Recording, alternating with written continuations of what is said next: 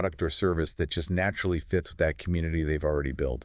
It makes so much sense when you put it like that. The digital space just feeds this, doesn't it? Oh, absolutely. It accelerates everything. Because these people, they are the marketing, initially anyway. Mm. They've got the attention, the engagement. It sort of short-circuits that whole early, expensive brand building phase. Which can be so uncertain, too. And look, this isn't just one or two people doing this. No, definitely not. The examples we found, especially looking at the Indian digital scene, which is incredibly vibrant, Right. they really show how well this works. You got people making real connections, and then that trust. They leverage that trust to launch businesses. Pretty successfully, too. Okay, let's get into some specifics then. Kusha Kapila is a great example that comes to mind. Yeah. Huge social media presence, right? Built on relatable, funny content. Mm-hmm. Very sharp. So when she launched her fashion brand, it wasn't like starting cold. Not at all. She plugged right into an audience that already knew her, trusted her style, her taste. And that's the magic, isn't it? That pre-existing relationship. It just leaps over so many of the usual hurdles. Like what? Well, think about it. There's already interest there, familiarity, and crucially, that trust factor. A new brand normally has to fight so hard just to get that initial attention and belief. Right, you've got to earn it from scratch usually. And like you said, it's not just her. There's a whole wave. A definite trend. Bhuvan Bam, massive channel. Mm-hmm. Comedy, sketches. And then he launches his own merchandise.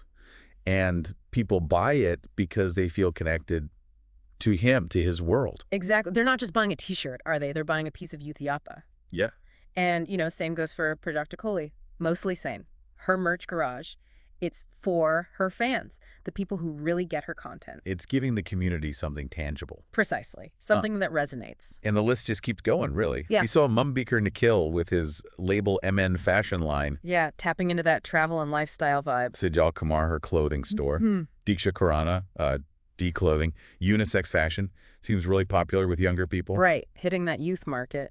And then someone like Alicia Souza, her illustrations are just, they're everywhere and they're so charming. Oh, totally. Really distinctive style. And she built this whole following around her art first. Yeah. Then came the mugs, the phone cases, the T-shirts. Yeah, and with Alicia, it feels so seamless, doesn't it? People already loved her drawings online, so putting them on products, it's just a natural extension. People already appreciated her aesthetic, her creativity. Right. It's not always about style, though, is it? Look at Gaurav Taneja. The flying beast. Yeah. Yeah. Fitness, pilot life, built a huge following around those things. And his merch brand, Mera Merch, it reflects that. It's linked directly to who his audience sees him as. Yeah, there's got to be that alignment, that authenticity. It's not just slapping your name on anything. Yeah. There's usually a really connection between their brand, their persona, and what they're selling. Like Juhi Gadambe. Okay, the fashion influencer. Right. She launched Arabella. Yeah. It's a higher-end fashion brand, which fits perfectly with the image and the expertise she'd already built up. Makes sense. And even, say, Biyunik, known for funny videos. Yeah.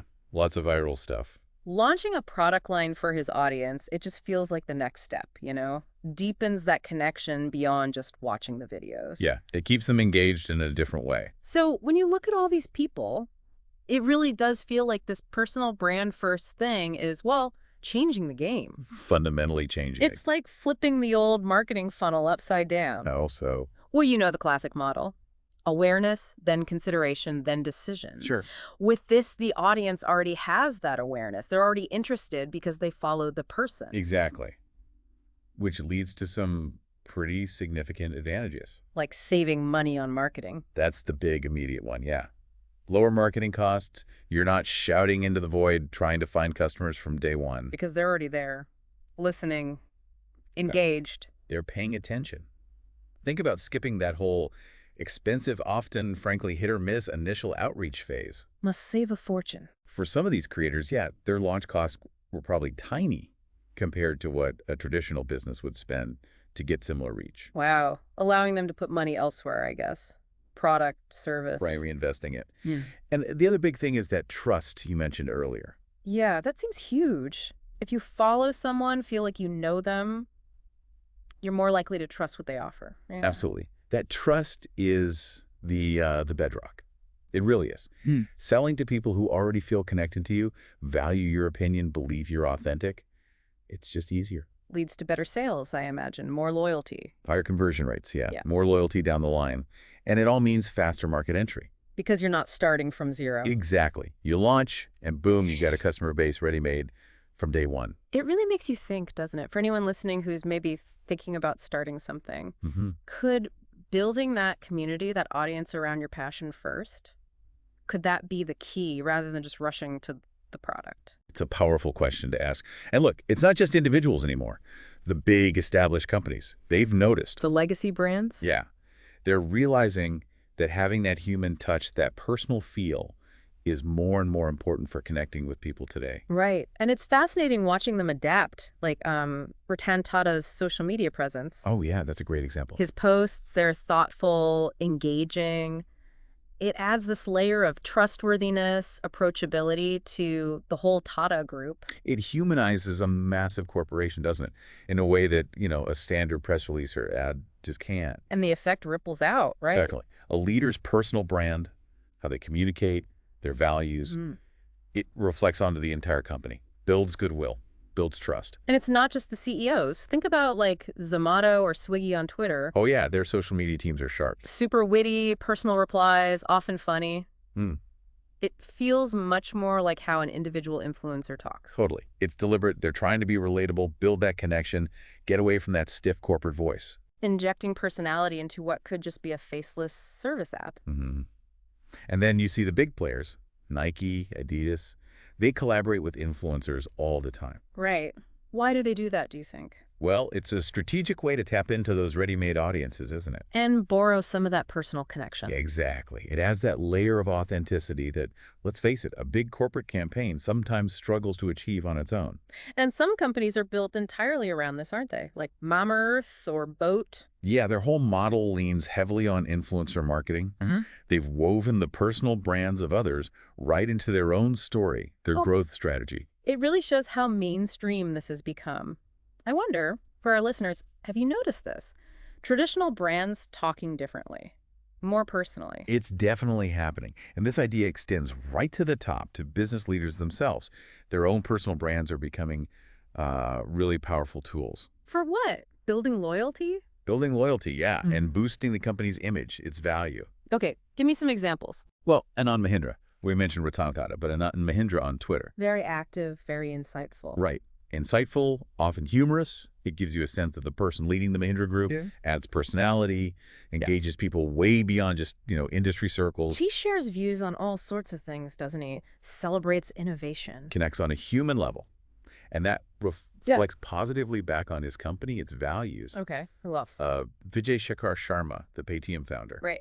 He's quite open about his journey, the vision, even the bumps in the road. And that builds authenticity. Yeah, people feel more connected, more invested in his story, and by extension in Paytm. It creates this narrative people can relate to personally.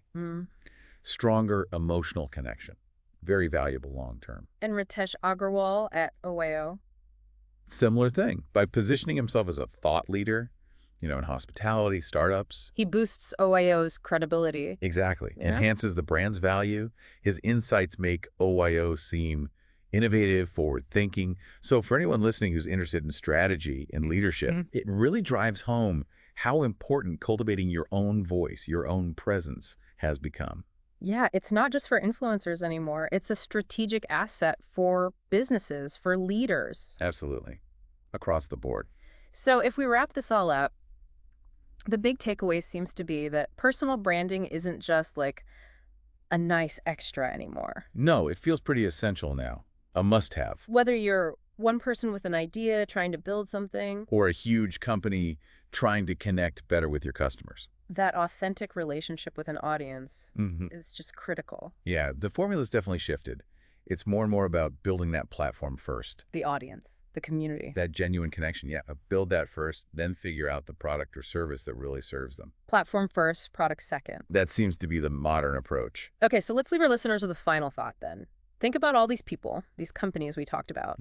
What are the common threads you see in how they build their personal brand? What makes it work? What makes it resonate? And maybe, more importantly, how could you apply some of those ideas yourself in whatever you're interested in, whatever you do? Yeah. Definitely something to keep watching. This trend is still evolving, and it's really changing how we all connect and do business.